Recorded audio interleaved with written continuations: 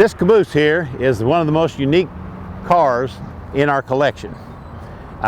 This is the Frisco 1157, and it is of a unique style called a Drover style.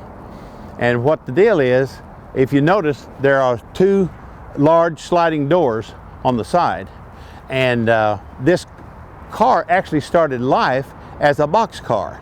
In the early 1930s, it was a box car, and in the mid 1950s, Frisco Railroad needed some more cabooses for branch line service to service smaller industry. So they converted a bunch of these into cabooses. Now the crew stayed on one end, you see where the windows are, and then any small freight was put in the other end. And they were utilized clear up through the late 1960s. And then they were all retired.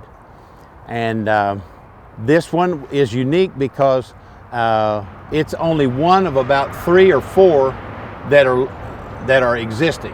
The rest of them have been scrapped. And when we got this car, it was totally burned out. It had actually been burned out twice. So it was like a hull. And since then, since 2013, we've been working on it.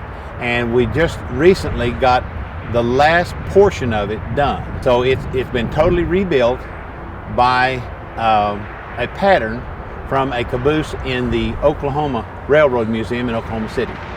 And it's all volunteer work, and we're very proud of our caboose.